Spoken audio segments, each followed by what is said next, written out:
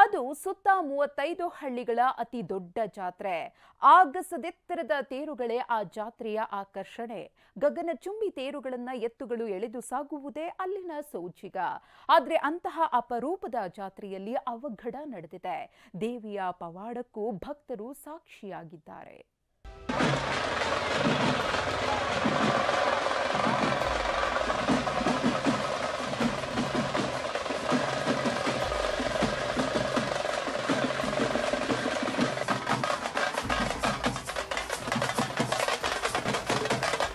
ಜಾತ್ರೆಯ ಸಂಭ್ರಮ ಕಳೆಗಟ್ಟಿದೆ. ಇಡೀ ಊರಿಗೆ ಊರೇ ಸಿಂಗಾರಗೊಂಡಿದೆ. ಮದ್ದೂರಮ್ಮ ದೇವಿಯ ಜಾತ್ರಾ ಮಹೋತ್ಸವ ವಿಜೃಂಭಣೆಯಿಂದ ಸಾಗ್ತಿತ್ತು. ಆದ್ರೆ ಇದೇ ಜಾತ್ರೆಯಲ್ಲಿ ಬರ್ತಿದ್ದ ಬಾನೆತ್ತರದ ತೇರು ನೋಡ್ತಿದ್ದಂತೆ ನೆಲಕ್ಕುರುಳೇ ಬಿಡ್ತು.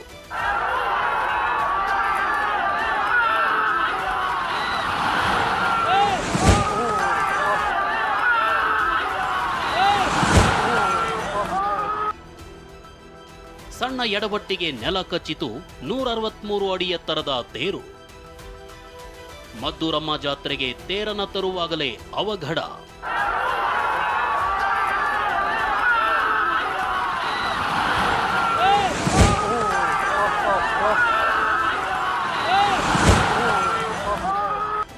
ಹೂವುಗಳ ಸಿಂಗಾರ, ಬಣ್ಣ ಬಣ್ಣದ ತೇರುಗಳು ಆಕಾಶ ಮುಟ್ಟುವಂತಿದೆ. ಜೋಡೆತ್ತುಗಳ ಜೊತೆ ಭಕ್ತರು ಭಕ್ತಿ ಭಾವದಿಂದ ತೇರನ್ನ ಎಳ್ಕೊಂಡು ಬರ್ತಿದ್ರು. ಆದ್ರೆ 400 ವರ್ಷಗಳ ಇತಿಹಾಸವಿರುವ ಆನೇಕಲ್ನ ಹುಸ್ಕೂರು ಜಾತ್ರೆಯಲ್ಲಿ ಅಚಾತುರ್ಯ ನಡೆದು ಹೋಗಿದೆ.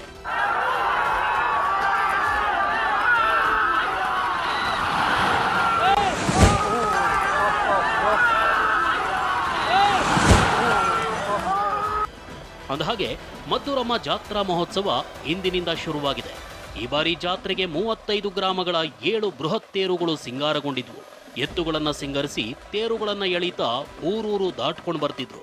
ಆದ್ರೆ ಹೀಲಲಿಗೆ ಗ್ರಾಮದಿಂದ 163 ಅಡಿ ಎತ್ತರದ ತೇರು ಹುಸ್ಕೂರಿಗೆ ಬರುವಾಗಲೇ ನೆಲಕ್ಕುರುಳಿದೆ. ಕಮ್ಮಸಂದ್ರದ ಹೈಪರ್ ಮಾರ್ಕೆಟ್ ತಿರುವಿನಲ್ಲಿ ಕೇಬಲ್ ಅಳವಡಿಕೆಗೆ ತೋಡಿದ್ದ ಗುಂಡಿಗೆ ತೇರಿನ ಚಕ್ರ ಬಿದ್ದು ಅವಘಡ ಸಂಭವಿಸಿದೆ. ಅದೃಷ್ಟವಶಾತ್ 100 ಭಕ್ತರು ಪಾರಾಗಿದ್ದಾರೆ.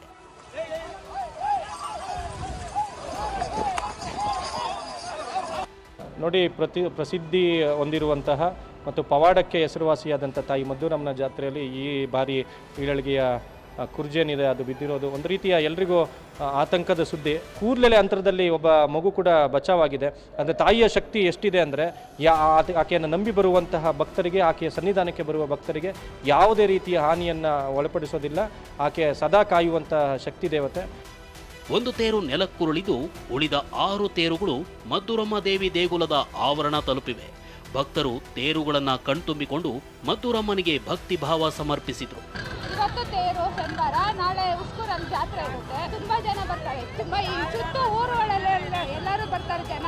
ಮದ್ದೂರಮ್ಮನಿಗೆ ಅರ್ಕೆ ಹೊತ್ಕೊಂಡ್ರೆ ಹೂವು ಕೊಟ್ರೆ ಒಳ್ಳೇದಾಗುತ್ತೆ. ದೇವ್ರನ್ನ ಬೇಡ್ಕೊಂಡ್ರೆ ಹೂವು ಕೊಡುತ್ತೆ ಮದ್ದೂರಮ್ಮ. ಆ ಹೂವು ಕೊಟ್ರೆ ಆಗುತ್ತೆ ಅಂತ ಆತ. 5 ವರ್ಷದ ಹಿಂದೆ ಇದೇ ರೀತಿಯ ಅವಘಡ ನಡೆದಿತ್ತು. ಈಗ ಮತ್ತೊಂದು ದುರಂತ ಸಂಭವಿಸಿದ್ದು ಬೇಸರ ತಂದಿದೆ. ಆದ್ರೆ ದೇವಿಯ ಪವಾಡ ಎಂಬಂತೆ ಭಕ್ತರು ಕೂದಲೆಳೆ ಅಂತರದಲ್ಲಿ ಪಾರಾಗಿ ನೆಮ್ಮದಿಯ ನಿಟ್ಟುಸಿರು ಬಿಟ್ಟಿದ್ದಾರೆ. ರಾಮು, TV9 ಆನೇಕಲ್.